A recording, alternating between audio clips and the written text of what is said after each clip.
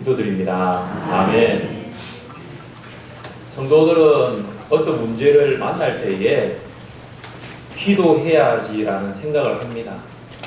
그런데 기도해야지라는 생각을 하지만 정작 기도하지 않을 때가 더 많습니다.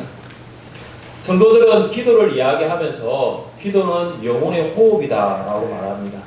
그만큼 우리가 신앙생활 하는 데 있어서 기도가 중요하고 기도하지 아니하면 영혼의 생명을 지탱할 수 없다라고 말은 하고 있습니다. 그러나 정작 영혼의 호흡이라고 말은 하는데 그 영혼의 호흡을 위하여 시간 내어서 기도하는 성도는 많지 않습니다. 성도들에게 말합니다. 새벽 기도 합시다. 수요 성령 기도회 갑시다. 우리 같이 한번 기도합시다 라고 말을 하면 어떤 성도님들은 바쁩니다. 지금 너무 바빠가지고 기도할 수 없습니다 라고 이야기합니다. 여러분도 혹시 너무 바빠서 기도할 수 없다라고 생각을 해보거나 말해보신 적이 있습니까?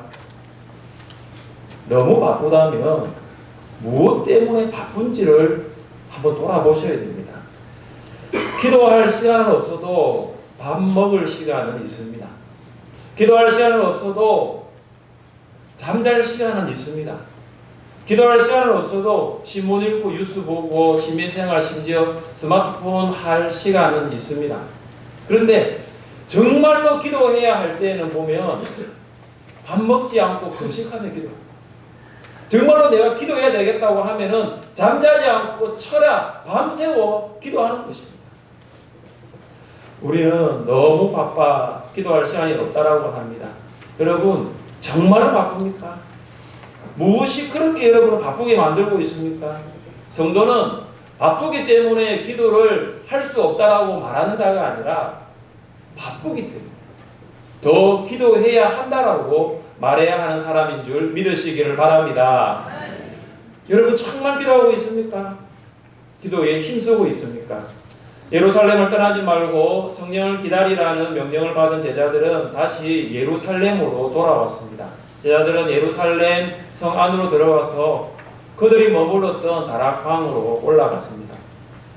다락방에는 예수님의 11제자를 포함하여 120명의 사람들이 모여 있었습니다. 120명의 사람들 중에는 예수님을 따라다녔던 여인들과 예수님의 어머니 마리아와 예수님의 동생들도 있었습니다. 여인들은 예수님의 사역 기간 동안 예수님을 따라다녔습니다. 십자가에 죽으시고 무덤에 묻히시고 부활하실 때까지 그 현장을 보았던 사람들입니다. 그러니까 이 다락방에 모인 120명의 사람들 중에는 예수님을 따라했던 여인들은 당연히 올 자리가 맞습니다. 그런데 그 자리에 누가 있었냐 하면은 예수님의 동생들도 있었습니다. 예수님의 동생들은 여인들과 다릅니다. 예수님의 동생들은 예수님이 사역하는 기간 동안 예수님에 대한 믿음이 전혀 없었습니다. 예수님은 하나님을 아버지라고 부르지만은 그들이 가지고 있는 사고방식에서는 예수님의 그 말을 이해하지 못했습니다. 예수님이 12명을 데리고 천국 복음을 전파하고 말씀을 가르치고 병자를 고치는 거 볼 때 동생들은 예수님의 이 행동을 이해할 수가 없었던 것입니다. 동생들은 예수님의 말과 행동을 어떻게 생각했을까요? 예수의 친족들이 듣고 그를 붙들러 나오니 이는 그가 뭐 했다고요? 뭐 했다고요? 미쳤다 함일러라. 예수님의 동생들은 예수님을 보니까 종교적 광신주의자, 미친 사람, 갈 때까지 간 사람, 정신이 돌아버린 사람처럼 보였던 것입니다. 여러분들 중에 불신 가정에서 불신 가족들 중에서 유일하게 예수를 믿는 그리스도인이 여러분만 있는 사람이 있습니까? 그런 가정이 있습니까? 아마 불신 가족들이 여러분의 말과 행동을 보면 참 이해하기 어려울 것입니다. 주일 오늘 교회 나오셨죠? 근데 주중에도 교회를 나가는 거예요. 수요일 성령 기도회라고 해가지고 저녁에도 교회를 나갑니다. 좀 더 나가보니까 새벽에도 교회를 나가고 이제는 낮에는 성경대학 간다고 성경책 들고 낮에도 교회를 나가는 겁니다. 알고 보니까 주일도 평일도 낮에도 저녁에도 교회를 나가는 거죠. 밥을 먹는데 갑자기 안 하던 행동을 합니다. 손을 모으고 머리를 숙이고 밥 앞에서 식사 기도를 하는 거죠. 혼자만 믿으면 되는데 이웃 초청 잔치, VIP 초청 잔치만 하면 이제 어머니, 아버지, 동생들 데리고 나가겠다고, 가족들을 전도해야 되겠다고 말을 합니다. 이때 돌아오는 그들의 반응이 무엇입니까? 적당히 믿어라. 너무 깊이 들어가지 말라는 거죠. 너만 교회 다니면 되지 왜 나까지 교회를 데리고 가려고 하느냐라는 거죠. 비난하고 반대하고 공격합니다. 예수님도 가장 가까운 사람들, 동생들로부터, 친척들로부터 미쳤다, 미친 사람 취급당했습니다.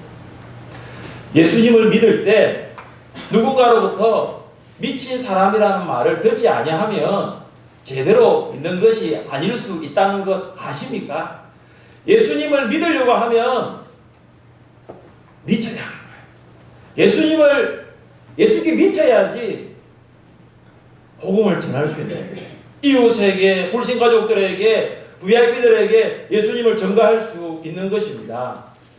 전도 동력자 조재영 마갑종 잘하고 있습니까? 네, 잘하고 있습니다. 이재락 박재만 잘하고 있습니까? 이재락 장님 어디 갔습니까? 다 부르려니까 시간이 많이 걸리겠네요. 조성자, 신기수 제가 확인해 보니까 1부예배 때 잘하고 있답니다. 시작과 끝이 좋으니까 중간도 좋을 거라 생각을 합니다만은 목사님 저는 아직 나가보지도 않았는데요. 나가세요. 저하고 마장로님하고 동구 살거리에서 예수님 믿고 구원 받으세요. 하늘샘 교회를 오세요. 그것도 양복 입고 넥타이 메고 지금 한 달 동안 하고 있는데 제가 지금 그 앞에서 들고 있으니까 그게 다이소 앞이거든요. 다이소 앞 한 게 아무도 없습니다. 그냥 다이소 안으로 들어가야 될 것 같은데 지금 이걸 들고 있는 거예요. 저는 굉장히 어색했습니다. 지금 내가 이걸 들고 있는 것도 어색하고 장로님 들고 어색하고 지금 걔네들 선도지를 나누면서 그러니까 두 번째, 세 번째 이제 지난주까지 한 달을 갔거든요. 너무 편합니다. 너무 편합니다. 그러니까 장로님하고 저도 보면서 장로님 우리도 미쳤네요. 이 미치지 않고서는 금요일 오후 2시에 지난주는요 졸업했다고 엄청나게 애들이 많이 오더라고요. 다 저희를 미친 사람 보는 듯이 보더라고요. 이 아저씨들이 지금 한 달 동안 2명이씩 마고 있는 거 싶은 거예요. 지나는 차들도 저 사람들 마고 있나 보는 거예요. 예수님께 미치지 아니하면 예수님 제대로 믿을 수 없고 예수님께 미치지 아니하면 결코 복음 전가할 수 없습니다. 예수님을 미친 사람으로 생각했던 동생들도 부활하신 예수님을 믿음으로 예수의 제자가 되었다는 거 아십니까? 예수의 동생들 중에 야고보와 유다는 각각 성경의 야고보서와 유다서를 기록하는 성경의 저자로 쓰임을 받았습니다.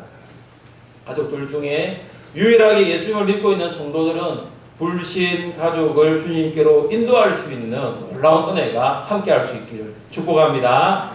다락방에 모인 사람들은 참으로 다양했습니다. 그러나 그들을 한 가지 가지고 있는 공통점이 뭐냐 하면은 예루살렘을 떠나지 말고 성령을 기다리라는 이 예수님의 명령에 순종하고 모였다라는 것입니다. 순종하지 아니하면 하나님의 일을 경험할 수가 없습니다. 순종하지 아니하면 하나님의 역사를 볼 수도 없고 하나님의 명령이 이루어지는 것을 결코 알 수가 없습니다.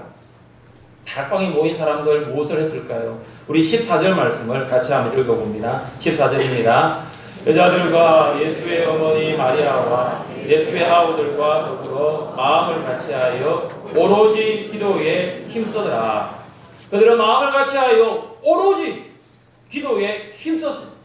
마음을 같이하여 기도하였다라는 겁니다. 다락방 기도는 합심 기도입니다. 두 사람이 만나도 마음을 같이 하는 것이 어려울 때가 있지 않습니까? 여러분 부부로 살고 있습니까? 오랫동안 살아도 두 사람인데 부부 두 사람인데 마음을 함께 한다는 것이 쉽지 않아요. 때로는 마음이 갈래갈래 이렇게 흩어질 때가 굉장히 많잖아요. 다락방에 모인 사람은 두 사람이 아니라 120명입니다. 120명의 마음이 합심, 어떻게 마음이 하나로 모아질 수 있었을까요? 그들 안에 십자가에서 죽으시고 부활하신 예수님이 계셨기 때문입니다. 그들은 다 달랐어요. 각양각색이었어요. 예수님으로 인해서 마음이 하나로 합쳐질 수 있었던 것입니다. 두세 사람이 내 이름으로 모인 곳에는 나도 그들 중에 있느니라 주님 말씀하셨습니다. 주님의 이름으로 주님을 고백하는 사람들이 함께 모인 그곳에 예수님도 함께 하시는 것입니다. 120명의 사람들 성별과 겉모습, 삶의 방식도 모두 다릅니다. 모두가 남자도 아니고 모두가 여자도 아니었습니다. 출신과 외모와 직업과 학력도 동일하지 않았습니다. 그들이 살아왔던 삶의 방식도 그들이 경험한 모든 삶의 경험도 같지 않았습니다. 그러나 그들 안에 있었던 유일한 공통분모가 무엇이었을까요? 예수님을 유일한 구원자와 주님으로 고백하는 믿음이었습니다. 예수님을 사랑하고 예수님의 명령에 순종하는 마음이었습니다. 그래서 합심하여 기도할 수가 있었습니다. 우리가 새벽마다 수요일마다 모여서 합심하여 기도할 수 있는 이유 또한 우리 안에 주님이 계시기 때문입니다. 우리의 마음은 때로는 이기적이에요. 세속적이고 탐욕적이고 세상적입니다. 그런데 우리 가운데 계시는 주님 때문에 마음을 모을 수 있습니다.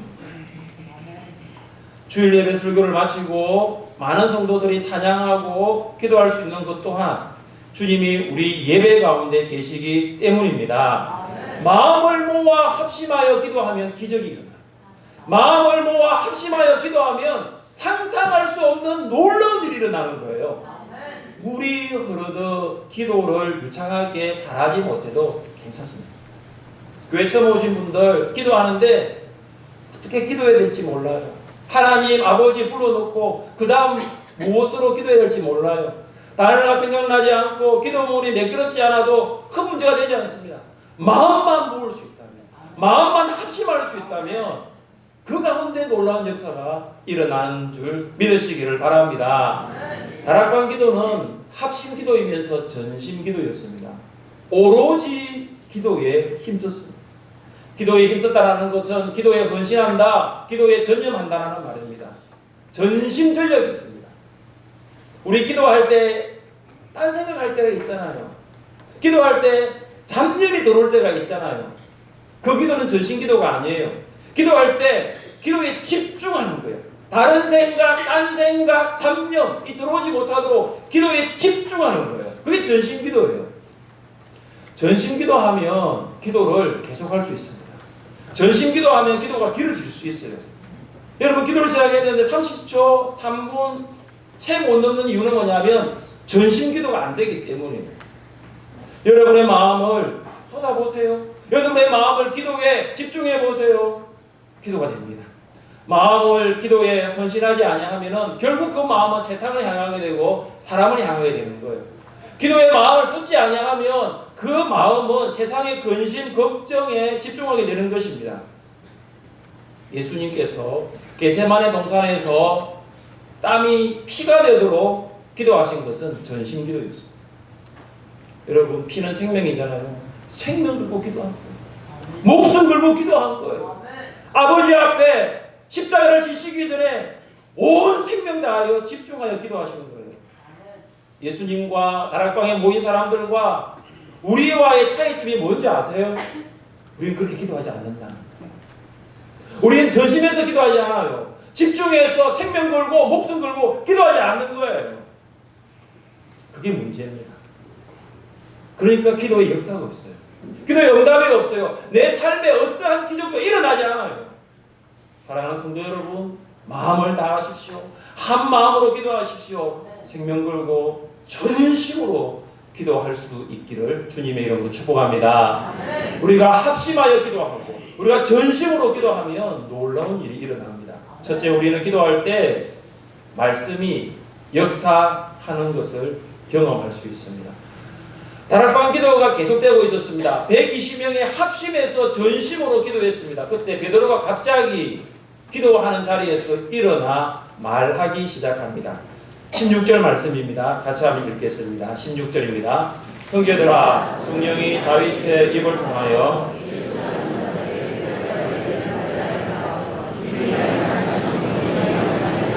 마땅하도다. 제자들도 그렇고 예수님을 따라했던 사람들이 정말로 기억하고 싶지 않았던 한 사건이 있습니다. 가룟 유다의 사건입니다. 기억하고 싶지 않아요. 누가 그 이야기에 대해서 말하고자 하면은 마음이 무거웠을 거예요. 베드로는 정말 기억하고 싶지 않았던 가룟 유다의 사건을 말하기 시작합니다. 가룟 유다는 12명의 제자들 가운데 한 사람으로 회개의 직무를 맡았습니다. 회개의 직무를 맡았다, 재정을 맡았다는 것은 그만큼 가룟 유다가 신이 받았다는 것을 이야기합니다. 그런데 어떻겠습니까? 유다는 인간적인 욕심으로 마음이 강팍해지고 돈을 받고 대제사장에게 예수님을 팔아버렸습니다. 그런 사탄에게 종노릇 하게 되었고 예수님을 배반한 것입니다. 예수님은 유다에게 그의 종국에 대해서 예언하셨지만 유다는 끝까지 회개하지 않다가 결국 자살로 그의 생애를 마감하게 됩니다. 다락방에 모인 어느 누구도 이 가룟 유다의 사건을 이야기할 수가 없었습니다. 성경적으로 가룟 유다의 사건을 해석할 자가 없었다라는 거예요. 그런데 합심하여 전심으로 기도하는 가운데 베드로가 그 사건을 해석합니다. 베드로는 가룟 유다와 관련된 성경 말씀 두 구절을 이야기하면서 해석을 합니다. 먼저 베드로가 인용한 성경 구절은 구약 시편 69편 25절입니다. 그들의 거처가 황폐하게 하시며 그들의 장막에 사는 자가 없게 하소서. 시편 69편의 배경은 뭐냐면 하나님의 종 메시아죠. 이 메시아의 원수가 된 악한 자들에 대한 말씀입니다. 초대교회 성도들은 시편 69편을 어떻게 해석했냐면은 하나님의 종은 누구냐면은 예수님이다. 고난당하는 예수님으로 이해했습니다. 그래서 베드로는 이 25절을 가지고 시편 69편 25절을 가지고 예수님을 배신한 자 유다에게 이 말씀을 적용합니다. 그래서 베드로는 그들의 거처를 유다의 거처로 보고 그들의 장막을 유다가 산 밭으로 보았습니다. 그래서 베드로는 기도 가운데 함께 합심하여 전심으로 기도하는 가운데 시편 69편 25절을 유다에 대한 심판으로 유다에 대한 저주로 해석합니다. 베드로가 인용한 또 하나의 구약 성경은 시편 109편 8절입니다. 그의 직분을 타인이 빼앗게 하시며 이 시편 구절은 뭐냐 하면은 원수가 자기의 임무를 다하지 못하고 죽었을 때 그 원수가 맡았던 임무를 다른 사람, 타인이 취하게 해달라는 기도문입니다.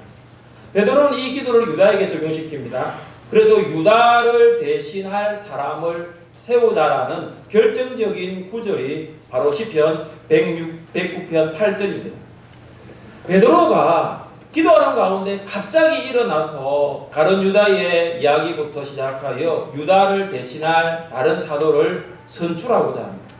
기도하는 가운데 일어나는 일이에요. 다락방에 모인 120명의 성도들이 기도하는 가운데 이 일이 일어났습니다. 베드로가 확신을 가지고 다락방에 모인 사람들 앞에서 무엇을 말했습니까? 미리 말씀하신 성경이 응하였으니 마땅하도다.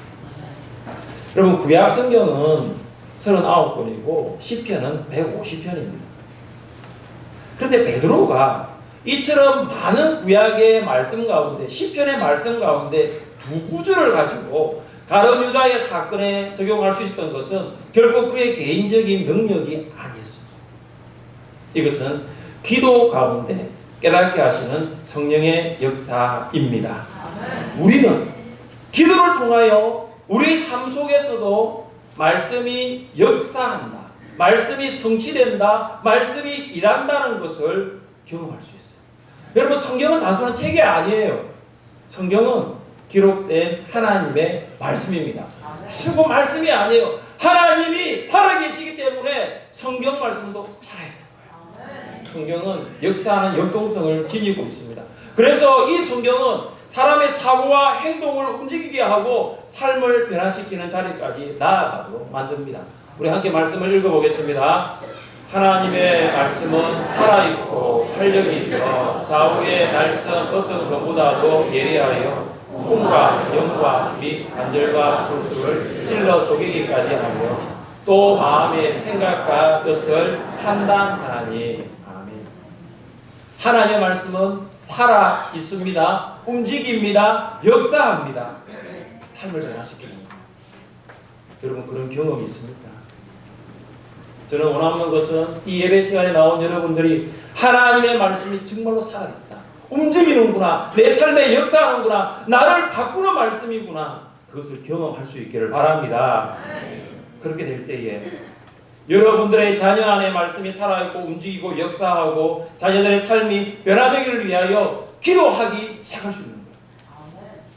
부부가 함께 손을 모으고 먼저 믿은 부모와 자녀들이 손을 모으고 합심하여 기도할 수 있는 거죠. 사랑하는 목자와 목녀 여러분, 여러분은 신앙성장반과 성경대학을 공부했습니까? 자, 이곳에 모인 목자와 목녀 여러분, 여러분은 신앙성장반과 성경대학을 공부했습니까? 네. 말씀을 내라고 하지 못하셨으면 신청하시면 돼요. 아직까지 열려 있습니다. 신앙성장반과 성경대학을 목자와 목녀들이 되었는데도 안 하셨다면 하세요. 말씀의 역사를 경험할 수 있어요. 그때 목원들에게 말씀의 역사를 경험할 수 있도록 신앙성장반과 성경대학을 동기부여할 수 있고 그들 또한 말씀의 역동성을 경험할 수 있도록 합심하여 기도할 수 있는 것입니다. 합심하여 전심으로 기도할 때 우리의 자녀들과 우리의 성도들이 말씀의 역사를 보게 될 줄 믿습니다. 합심하여 전심으로 기도하십시오. 말씀이 여러분의 삶 가운데 역사할 수 있기를 주님의 이름으로 축복합니다. 둘째, 우리는 기도할 때에 하나님의 사람이 세워지는 것을 볼 수 있습니다. 베드로는 유다 대신에 한 사람을 선출하여 사도의 직무를 수행하게 할 것을 제안합니다.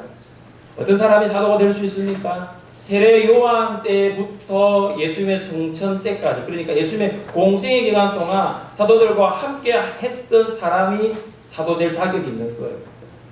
예수님의 말씀을 직접 들었습니다. 배운 사람이기 때문입니다. 예수님의 죽으심과 부활과 성천을 직접 보았던 사람이기 때문입니다. 그래서 부활의 증인으로 예수님의 부활을 증거할 수가 있습니다. 열한 제자들은 베드로의 요구에 따라 많은 사람들 가운데 두 사람, 요셉과 마띠아를 추천했습니다. 이 두 사람은 베드로가 제시한 사도의 자격에 충족되었습니다. 그런데 문제는 한 사람을 선출해야 되는데 두 사람의 최종 후보자가 나온 것입니다. 이들 중에 누가 선출되더라도 충분히 사도의 직무를 감당할 수 있었습니다. 그때 제자들은 이 두 사람을 놓고 무엇을 했을까요? 우리 같이 24절 말씀을 읽어보겠습니다. 그들이 기도하여 이르되 두 사람의 마음을 아시는 주여 봉사와 미 사도의 직무를 대신할 자인지를 보이시옵소서. 제자들은 두 사람을 놓고 하나님 앞에 기도했습니다. 기도를 시작할 때에 무 사람의 마음을 아시는 주라고 불렀습니다. 사도들이 한 사람의 사도를 세울 때에 하나님이 주인 되셔서 이 사도 선출 가운데 주권을 나타내 달라고 기도한 것입니다. 하나님께서 역사하셔서 하나님이 원하시는 사람이 선출되기 위하여 기도한 것입니다. 그들은 이 두 사람 중에 한 사람을 선출하기 위하여 제비 뽑기 방법을 선택합니다. 여러분, 제비를 뽑는다는 이 방법은 이스라엘 백성들이 중요한 일을 결정할 때마다 사용했던 관습이었습니다. 그들은 이것을 통해서 하나님의 간섭과 인도하심을 확인할 수가 있었습니다. 제비는 사람이 뽑으나 모든 일을 작정하기는 여호와께 있느니라.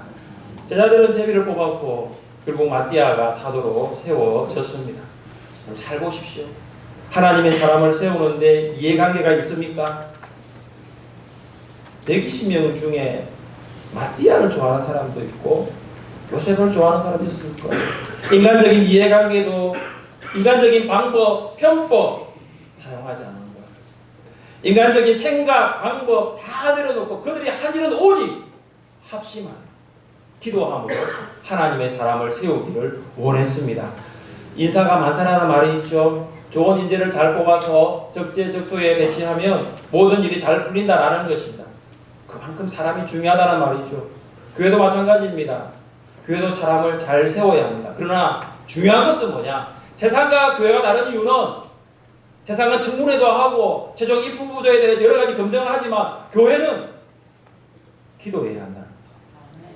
하나님의 인도하심을 기다리면서 합심하여 전심으로 기도할 때에 하나님께서 교회와 복음을 위한 합당한 사람으로 하나님의 사람으로 세워주시는 것입니다. 우리가 사람의 마음을 다 알 수 없습니다. 하나님은 우리의 마음을 다 아십니다. 우리가 기도할 때에 하나님은 그 사람의 마음을 바꾸어 주시고 변화시키십니다. 우리는 기도하지만 하나님은 사람의 마음을 변화시켜 하나님의 나라를 위한 일꾼으로 만들어 가십니다. 그래서 우리가 이걸 안다면은 정말로 합심하고 전심으로 기도해야 합니다.